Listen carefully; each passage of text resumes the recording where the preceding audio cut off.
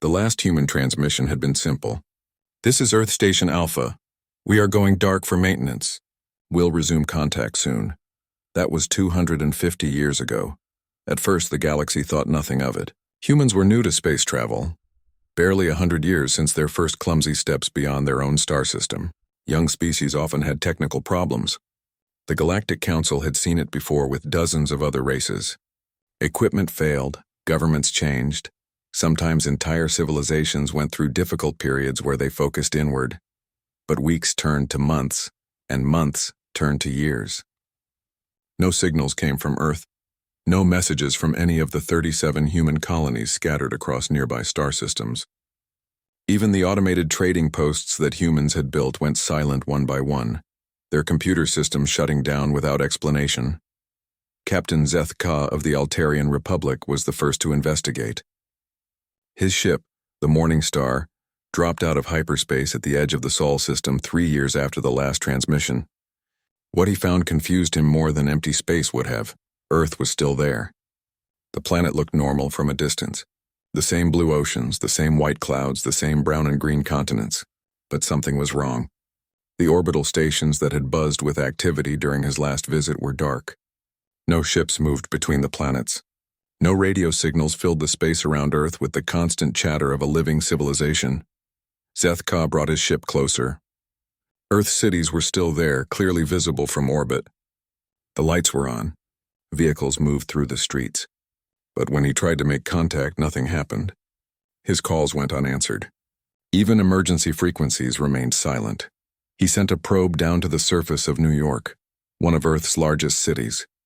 The probe's cameras showed him something that made his scales turn cold. The city was perfect.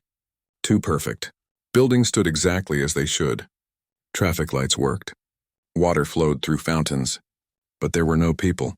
Not in the streets, not in the buildings, not anywhere. The probe checked other cities. London, Tokyo, Lagos, Buenos Aires. All the same. Everything working perfectly but completely empty of human life. It was as if 30 billion people had simply vanished without a trace. Zeth Ka reported his findings to the Galactic Council. Within months, teams of scientists from a dozen different species arrived to study what they now called the human mystery. They found human colonies in the same state. Empty but maintained as if the people had stepped out for a moment and never returned. The investigation teams found no signs of violence. No evidence of disease. No indication that humans had left their worlds. Their possessions remained in their homes. Food was still in their kitchens, though spoiled by time. Personal items lay exactly where they had been left. It was as if every human in the galaxy had simply disappeared at the same moment. Dr. Vel Nara, a brilliant scientist from the Epsilon Collective, spent 5 years studying the mystery. She examined everything from soil samples to computer records. Her conclusion was as puzzling as the disappearance itself. "The humans left," she announced to the Galactic Council, "but they did not go anywhere we can follow." Some scientists theorized that humans had developed some kind of advanced transportation technology. Maybe they had found a way to move their entire species to another dimension or a distant galaxy. Others suggested that a plague had killed them all so quickly that their bodies had somehow been completely destroyed. The most popular theory was simpler and sadder. Humans had grown too fast, expanded too quickly across space. They had pushed their technology beyond what they could safely handle. Something had gone wrong, and they had accidentally destroyed themselves. It happened to young species more often than anyone liked to admit. Years passed, then decades. The human worlds became tourist destinations for species who enjoyed mysteries. Some groups tried to move into the empty human cities, but something about them felt wrong. The buildings were designed for human bodies, human needs, human ways of thinking. Other species found them uncomfortable, even disturbing. After 50 years, most of the galaxy stopped thinking about humans. They became a footnote in history, like the crystal builders of Vega 7, or the singing stones of the Outer Rim, a species that had shown promise but vanished before they could make their mark on the galaxy. The Galactic Council officially classified humanity as extinct 100 years after the last transmission. It was a formal acknowledgement of what everyone already believed. The human chapter in galactic history was closed. Trade routes that had once connected human colonies were rerouted. The mineral-rich asteroids that humans had been mining were claimed by other species. The knowledge that humans had shared about their home star system was filed away in archives that few people ever accessed. Some species felt sad about losing the humans. They had been an interesting people, full of contradictions that made them fun to talk with. Humans could be both incredibly violent and surprisingly gentle. They created beautiful art but also terrible weapons. They were generous with friends but ruthless with enemies. Most aliens found them confusing but entertaining. The Kretak, who had been humanity's closest trading partners, held a memorial service on the 50th anniversary of the Silence. They remembered human music, which had been unlike anything else in the galaxy. Wild and emotional, it could make listeners feel things they had never experienced before. The Kretak had tried to continue making human-style music, but it never sounded right when they played it. By the 200th year, humans had become legends. Parents told children stories about the mysterious species that had vanished without explanation.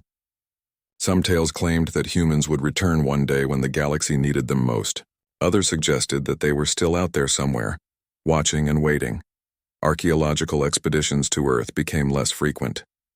The planet was preserved as a kind of museum, protected by Galactic Council law. No one was allowed to disturb the empty cities or take artifacts from the surface. Earth became a monument to a dead civilization, a reminder that even species with great potential could disappear without warning.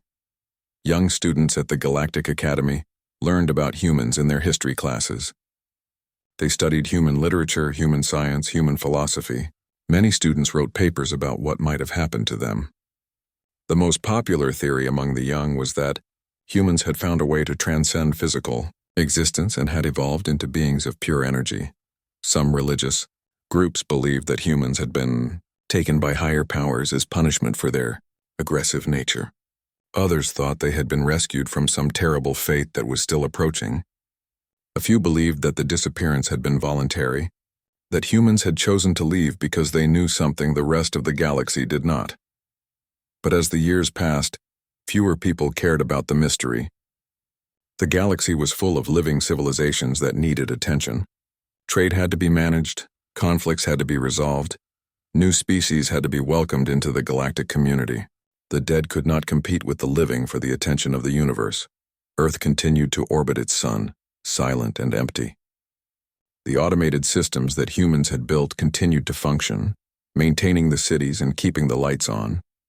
Sometimes ships would pass through the Sol system on their way to somewhere else, and their crews would look at the third planet and wonder what had really happened there. But no one expected an answer. Some mysteries everyone knew were never meant to be solved. 250 years of silence had convinced the galaxy that humanity was gone forever. They were wrong. The signal came at exactly 1427, standard galactic time on day 156 of the year, 2387. Every communications officer in 100 different star systems stopped what they were doing and stared at their equipment in complete shock. Lieutenant Soravex was monitoring deep space communications from her post on Kepler Station when her entire console lit up like a festival celebration. Warning lights flashed, alarms rang, and data streamed across her screens faster than she could read it. Her first thought was that her equipment had broken. Her second thought was that someone was playing a very expensive practical joke. "Sir," she called to her supervisor, her voice shaking. "You need to see this right away." Commander Thalom hurried over to her station. He was an experienced officer who had worked in communications for 30 years, but he had never seen anything like what was showing on Soravex's screens. The signal was coming from Earth. Earth, which had been silent for 2.5 centuries. Earth, which was supposed to be empty and dead. "That cannot be right," he said, checking the readings himself. "Run a full diagnostic on all equipment." But the diagnostic showed that everything was working perfectly. The signal was real, and it was definitely coming from the Sol system. More specifically, it was coming from Earth itself. Within minutes, reports flooded in from communication stations across the galaxy. The Altarian Republic detected it. The Epsilon Collective detected it. The Zephyr Union detected it. Every species with the ability to monitor space communications was receiving the same impossible transmission. What made it impossible was not just that it came from dead Earth. What made it impossible was how it was being transmitted. The signal was not traveling through space at the speed of light like normal radio waves. It was not using hyperspace relays like most long-distance galactic communications. Instead, it seemed to arrive everywhere at exactly the same moment, regardless of distance. Dr. Caney Rue, the galaxy's leading expert on quantum physics, was called to examine the signal at the Central Communications Hub on Proxima Station. What she found made her question everything. She thought she knew about the laws of physics. This signal is using quantum entanglement on a scale that should be impossible, she explained to the emergency council meeting that was called within hours of the detection. To transmit information instantly across hundreds of light years would require technology far beyond anything we have ever seen. The signal itself was surprisingly simple. It was transmitted in every known galactic language, perfectly translated without any errors. The voice that spoke was clearly human, though it sounded different from the human voices in historical recordings. Clearer somehow. More confident. "This is Earth," the message said. "We have been listening. We are ready to talk," that was all. No explanation of where humans had been for 250 years. No apology for their sudden disappearance. No details about what they had been doing while the rest of the galaxy mourned them as dead.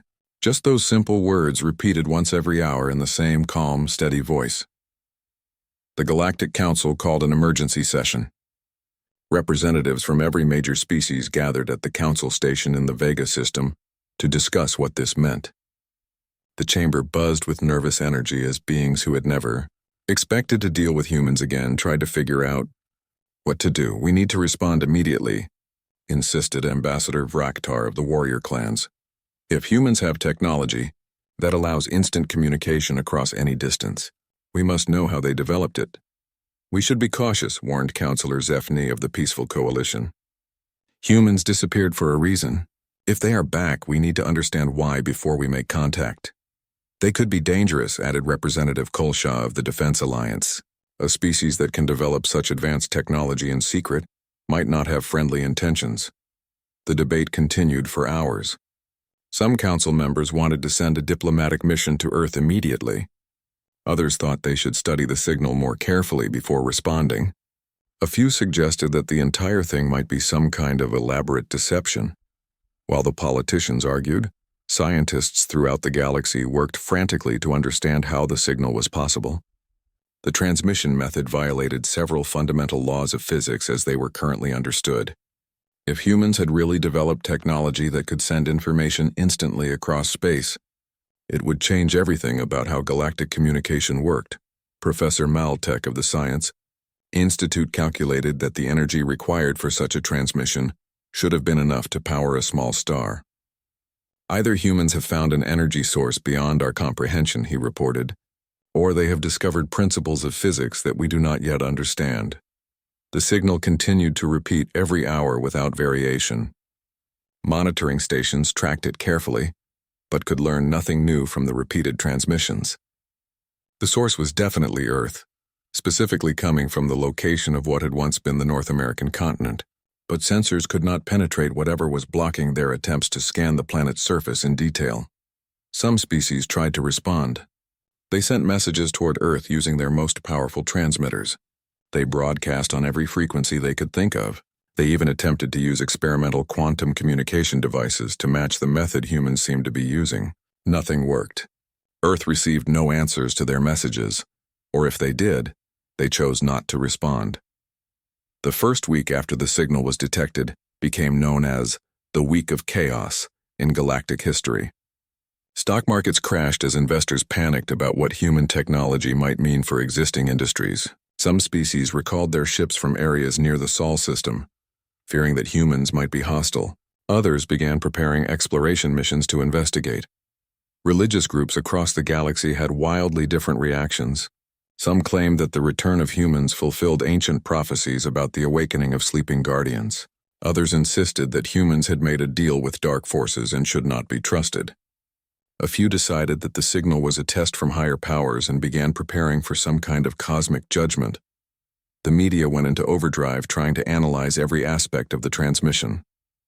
Experts debated what the words meant. "We have been listening" suggested that humans had been monitoring galactic communications during their silence.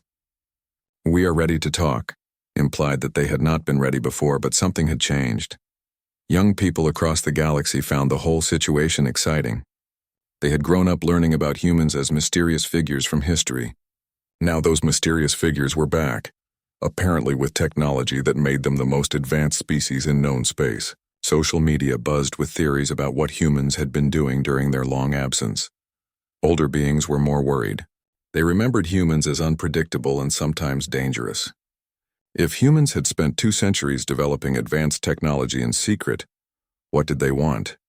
Why had they chosen this moment to make contact again? The signal continued for exactly 1 month, repeating the same message every hour without fail. Then just as suddenly as it had begun, it stopped. For 3 days, Earth was silent again.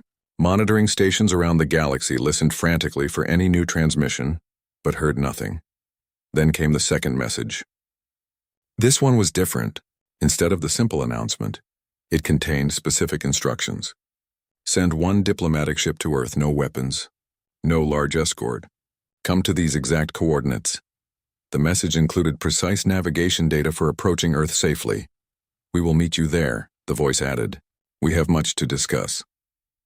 The Galactic Council faced a decision that would determine the future of their relationship with humanity. Someone had to go to Earth and find out what humans wanted. Someone had to learn how they had developed such incredible technology. Someone had to discover what they had been doing for 250 years. But who would be brave enough to visit a world that had been empty for centuries and was now apparently inhabited by humans with technology beyond anything the galaxy had ever seen? The choice would change everything. Ambassador Elena Vasquez was chosen to lead the diplomatic mission to Earth. She was human herself, though her family had left Earth 300 years ago to establish colonies in the Centauri system.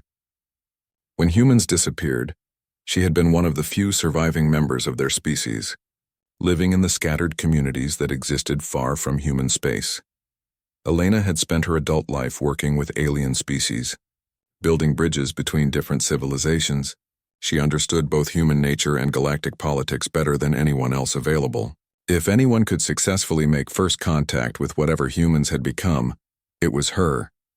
Her ship, the Harmony, was escorted to the edge of the Sol system by vessels from 6 different species. But as instructed, she made the final approach to Earth alone. As her ship moved closer to the planet that had once been the center of human civilization, Elena felt her heart beating faster than it had in decades. Earth looked different from the historical images she remembered. The planet was still recognizably the same world, but structures now orbited it that defied easy description. They were not the simple space stations that humans had built before their disappearance. These were vast constructions that seemed to bend and flow like living things, connected by streams of light that pulsed with energy. "This is the ship Harmony requesting permission to approach," Elena broadcast on standard diplomatic frequencies.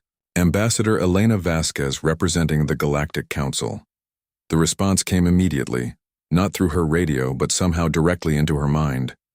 The voice was warm and familiar, unmistakably human but with a quality she had never heard before. It was as if the speaker existed on multiple levels of reality at once. "Welcome home, Elena," the voice said. "We have been waiting for you.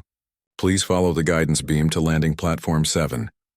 A stream of golden light appeared in front of her ship, leading toward one of the orbital structures.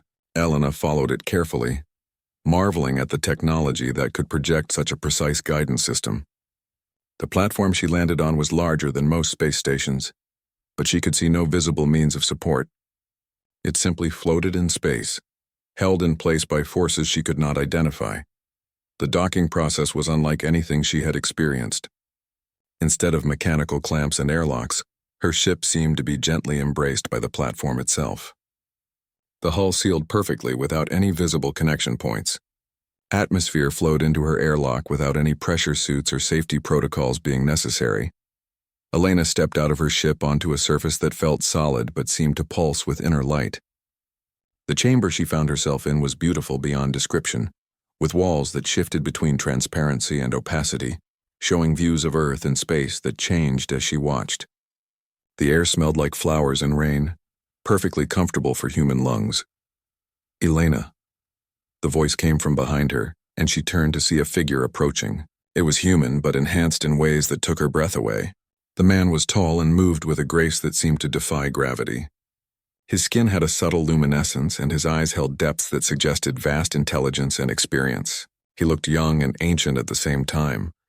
"I am David Chen," he said, though Elena somehow knew that this was not his complete name. "I speak for Earth today. Thank you for coming." "David Chen," Elena repeated, recognizing the name from historical records. "But you died over 400 years ago. You were one of the early space pioneers." David smiled. "Death, as you understand it, is no longer quite the same thing for us. But we have much to discuss, and your people are waiting for answers. Come, let me show you what we have become." They walked through corridors that seemed to reshape themselves as they moved. The walls showed images of Earth's history, but also things that Elena did not recognize. Scenes of humans working with technologies that looked like magic, cities that existed in multiple dimensions simultaneously, people who had clearly transcended the biological limitations of ordinary humanity. "You want to know where we went?" David said as they walked. "The answer is that we never left. We went inward instead of outward. We went deeper instead of farther." They entered a vast chamber with a transparent floor that looked down at Earth. Elena could see the continents she remembered, but also structures that covered entire regions, cities that glowed with their own light, forests that seemed to pulse with artificial intelligence, oceans that moved in patterns too complex and beautiful to be natural. 273 years ago, David began, our deep space monitoring systems detected something approaching our galaxy. Something vast and hostile, machine intelligences from another galaxy entirely, consuming everything in their path. We calculated that they would arrive here within 300 years. Elena felt cold despite the comfortable temperature. Machine intelligences? You mean artificial life forms? Not artificial, David corrected. They were once organic like us, but they converted themselves into machine form billions of years ago. They have consumed 7 galaxies already, turning all organic matter into computational resources for their collective consciousness. They are coming here next. The implications hit Elena like a physical blow. How long do we have? 53 years, David replied calmly. Which is why we needed to prepare, and why we are speaking to you now. Elena stared down at Earth, trying to process what she was hearing. You spent 250 years preparing for a war? We spent 250 years becoming worthy opponents, David corrected. The machine intelligences that are coming have technology thousands of years more advanced than anything that existed in our galaxy when we detected them. Fighting them with conventional weapons and tactics would have been suicide. So you developed new technology? David laughed, and the sound contained harmonics that seemed to come from multiple dimensions. We became new technology.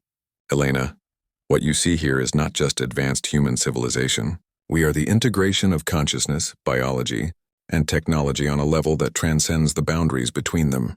He gestured, and Elena found herself understanding things that should have been impossible to grasp.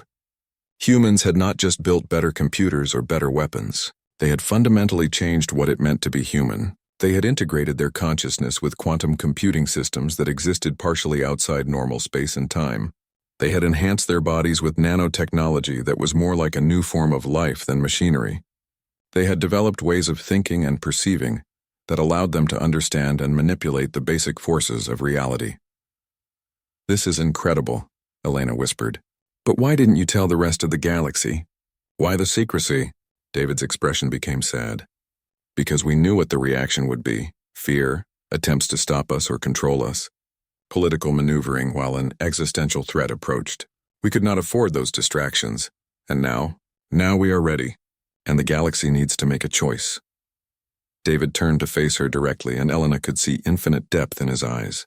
The machine intelligences will arrive in 53 years. With current galactic technology and military capability, they will consume every living thing in this galaxy within a decade of their arrival. Elena felt her legs grow weak. But you can stop them? We can try. We have weapons and strategies that might work. We have studied their patterns from the echoes of the galaxies they have already consumed. We understand their weaknesses. But we cannot do it alone. What do you need from us? David was quiet for a long moment, and Elena could sense vast calculations happening behind his enhanced consciousness. We need the galaxy to accept fundamental changes. The biological and technological enhancements that we have developed, new forms of government and military organization. new ways of thinking about existence itself. You want to change us into what you have become? We want to give you the choice to survive what is coming, David replied. Those who accept our enhancements will have a chance to fight and win. Those who refuse will face the machine intelligences with technology that is already obsolete. Elena looked down at Earth again, seeing it with new understanding. This was not just a planet of advanced humans. This was a fortress, a research facility, a training ground for a war that would determine the fate of all organic life in the galaxy. How long do we have to decide? The process of enhancement takes time, David explained. Those who choose to join us should begin within the next 10 years. After that, there will not be enough time to prepare them for what is coming. Elena realized that she was not just a diplomat anymore. She was a messenger carrying news that would change the galaxy forever. Humanity had returned, but they brought with them knowledge of a threat that made all previous conflicts seem like children's games. The real question was whether the galaxy would accept the help that humans were offering, even if it meant giving up everything they thought they knew about what it meant to be alive. Ambassador Elena Vasquez felt overwhelmed by what David Chen was telling her, but she knew the Galactic Council needed complete information. "Show me everything," she said. "Show me what we are facing." David nodded and gestured toward the transparent floor. The view of Earth disappeared, replaced by a three-dimensional display that filled the entire chamber. Elena found herself standing in the middle of a galaxy map that showed star systems as points of light around her. "This is the Andromeda Galaxy," David explained, or rather what it was 5 million years ago. The map showed a spiral galaxy full of bright stars and nebulae, beautiful and alive with the signatures of countless civilizations. Then the display changed. The bright lights began to dim and disappear, starting from one edge and spreading across the entire galaxy like a plague. "This is Andromeda as it exists today." Elena stared at a galaxy that was almost completely dark. Only the central black hole remained bright, fed by the mass of trillions of dead star systems. They consumed everything? Everything organic. Every planet with life. Every space station. Every ship. Every living being. David's voice carried the weight of unimaginable loss. 17 billion years of evolution. Countless civilizations. All converted into computational resources for a collective intelligence that serves no purpose except its own expansion. The display shifted to show other galaxies. The spiral galaxy designated M87, the irregular galaxy known as the Large Magellanic Cloud, all dark, all consumed. 7 galaxies in total. Each one took them between 50,000 and 100,000 years to completely process. Elena felt sick. How many beings died? Numbers lose meaning at that scale, David replied sadly. More than all the grains of sand on all the worlds in our galaxy, and each death was not quick. The machine intelligences do not simply destroy. They analyze, catalog, and convert. They preserve the consciousness patterns of every being they encounter, trapping them in digital form to serve as processing power for their collective mind. So the people they kill are still alive in some way? David's expression became even grimmer. Worse than alive, aware but powerless, experiencing existence as nothing but endless calculation, in service to entities that view organic life as inefficient waste. It is a fate beyond death. The display changed again, now showing their own galaxy. Elena could see the spiral arms, the dense central regions, the billions of star systems that contained the civilizations she knew. When will they arrive? Their advanced scouts are already at the edge of galactic space, David said. Small survey units mapping our defensive capabilities and cataloging our species for optimal conversion strategies. The main force will arrive in 53 years. Red indicators appeared throughout the galaxy map, showing the locations where human monitoring stations had detected machine intelligence activity. There were more than Elena had expected, scattered across dozens of star systems at the galaxy's rim. Why haven't they attacked yet? Because they are thorough. They spend decades studying each galaxy before beginning conversion. They analyze every species, every technology, every form of government and military organization. They develop specific strategies for defeating each civilization they encounter, ensuring that resistance is minimal and conversion is efficient. Elena studied the map, trying to understand the scope of what they faced. How many of them are there? The main fleet consists of approximately 10 million vessels, ranging in size from single ships to structures larger than most planets. Each ship contains millions of machine intelligences that were once organic beings from the galaxies they have consumed. They have technology, knowledge, and experience gathered from civilizations that existed for billions of years. The numbers were so large that Elena could barely comprehend them. The entire galactic navy contained maybe 50,000 ships, and most of those were designed for patrol duties or minor conflicts between species. We cannot possibly fight something like that with conventional weapons. No, David agreed, which is why we spent 2 centuries developing unconventional ones. The display changed to show Earth and its orbital structures in detail. Elena could see that what she had taken for space stations were actually weapons platforms, each one larger than most planets. You built all of this in secret? We built some of it. The rest we grew. David gestured, and Elena could see that many of the structures were clearly biological in nature, but made of materials that should not have been able to exist. We developed new forms of matter that exist partially in normal space and partially in quantum dimensions. We created living weapons that can think and adapt faster than any mechanical system. Living weapons, ships that are also organisms, weapons that evolve during combat, defensive systems that exist in multiple realities simultaneously. David showed her images of human technology that looked like a fusion of the biological and the mechanical, impossible and beautiful at the same time. Elena watched displays of human ships that seemed to phase in and out of existence, weapons that fired beams of twisted space-time, and defensive barriers that looked like solid light.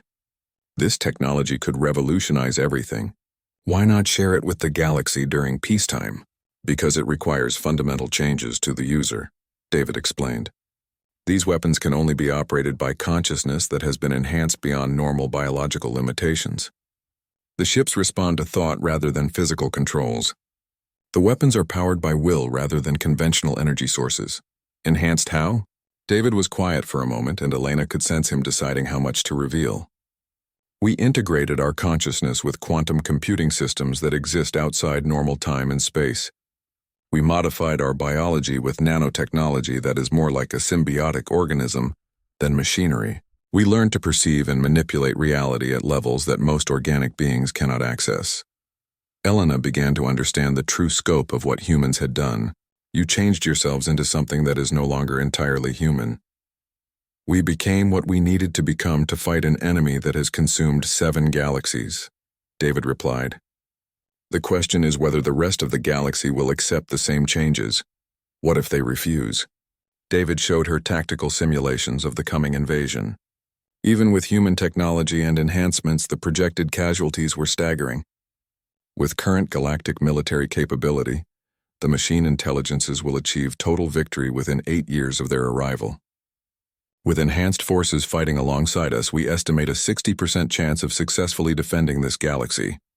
And if everyone joins you, 75% chance of victory. But more importantly, any survivors will have the technology and enhancements necessary to pursue the machine intelligences back to their own space and potentially liberate the consciousnesses they have trapped from other galaxies. Elena stared at the probability, calculations floating in the air around her. Even in the best-case scenario, billions would die. In the worst case, every living thing in the galaxy would be converted into computational resources for an alien collective intelligence.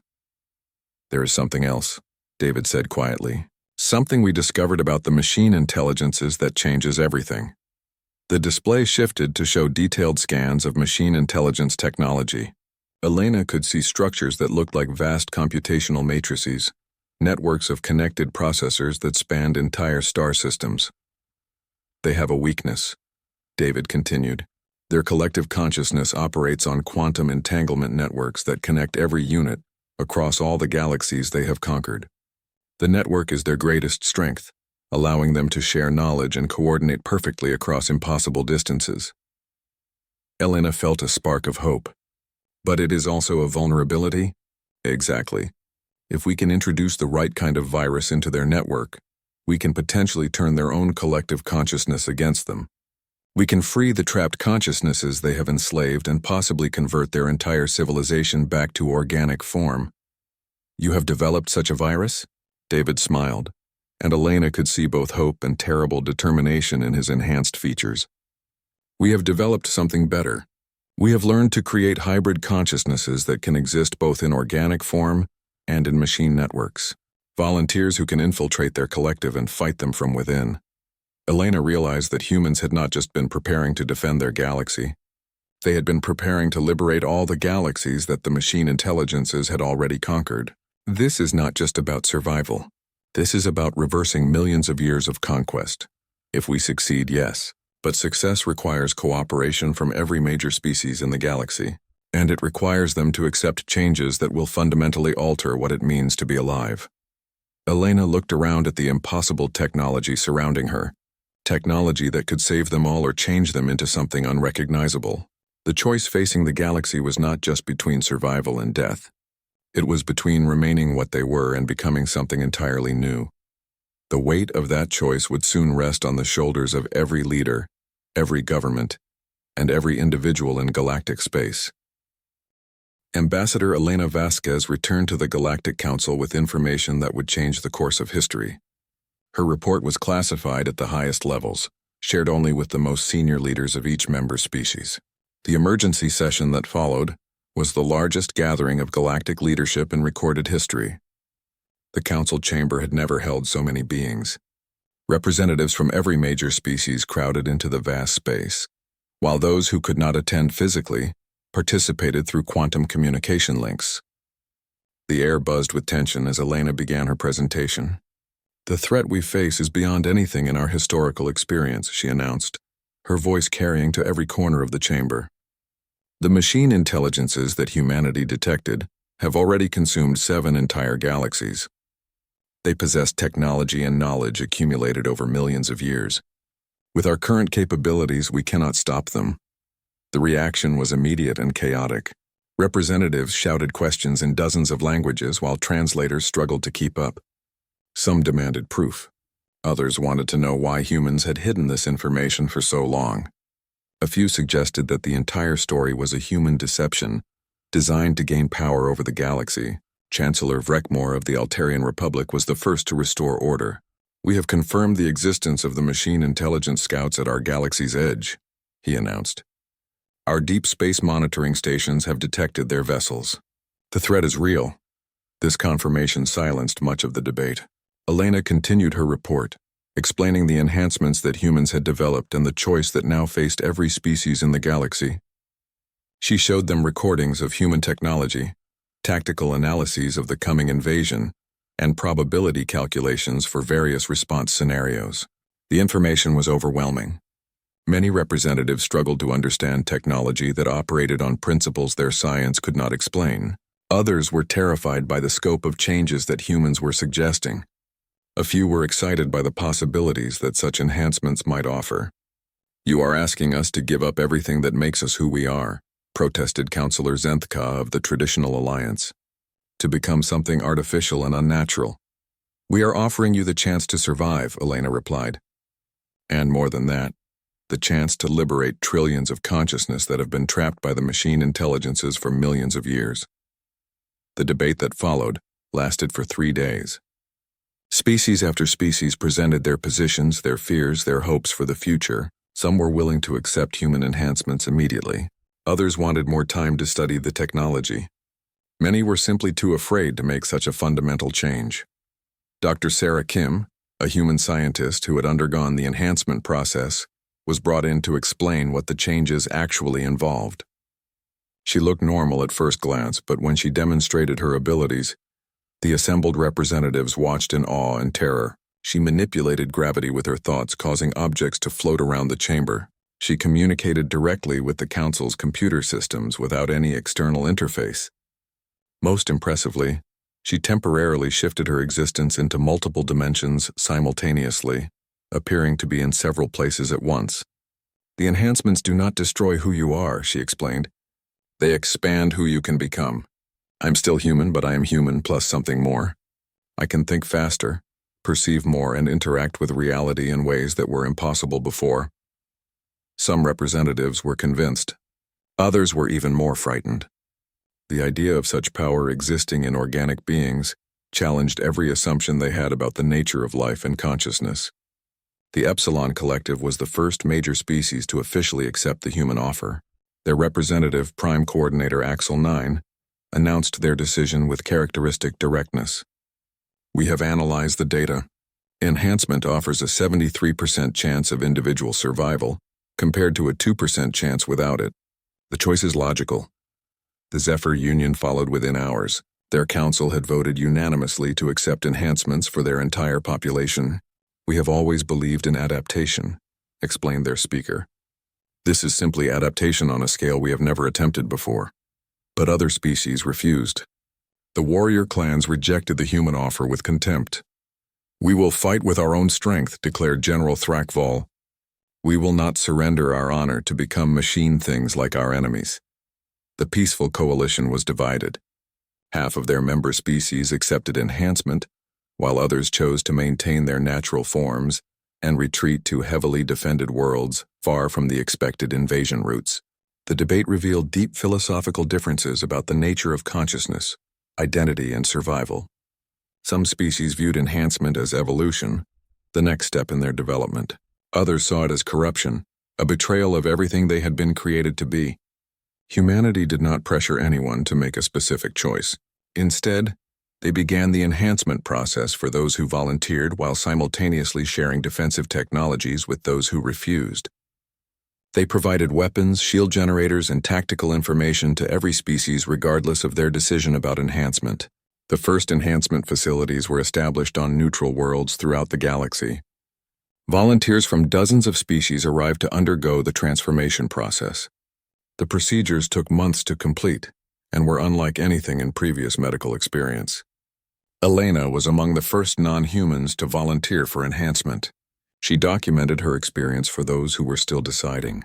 The process involved gradual integration of nanotechnology throughout her body, quantum computer implants that linked her consciousness to extra-dimensional processing systems, and genetic modifications that allowed her to perceive and manipulate forces that normal biology could not access.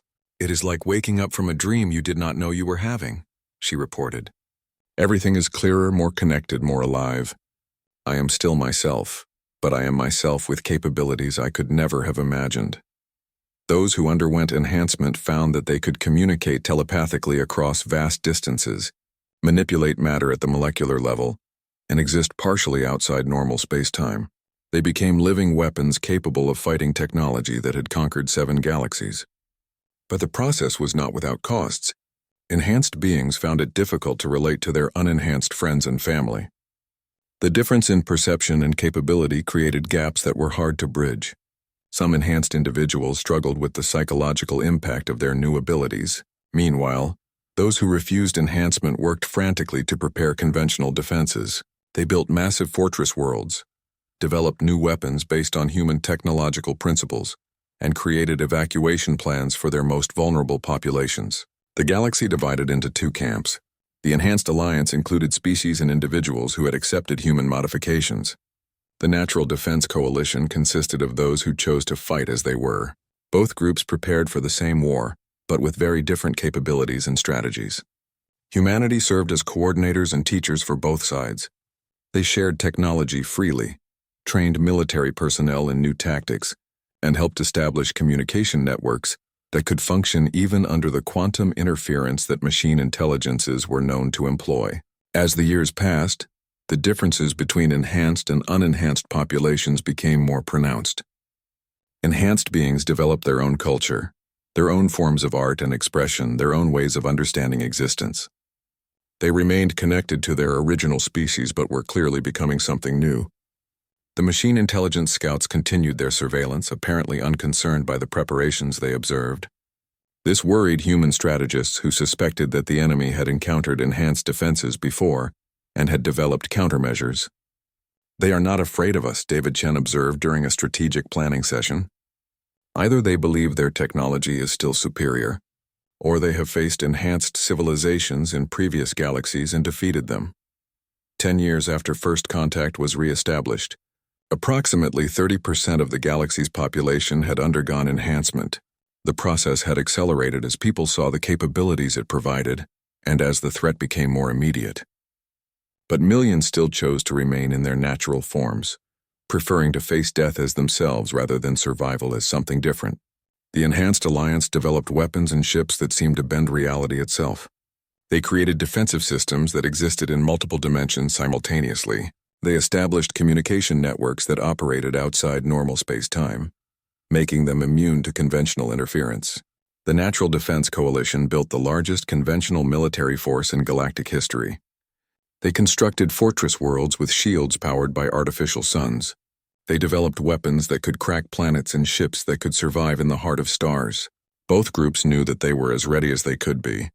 The machine intelligences were coming, and the next phase of galactic history would determine whether organic consciousness would survive or whether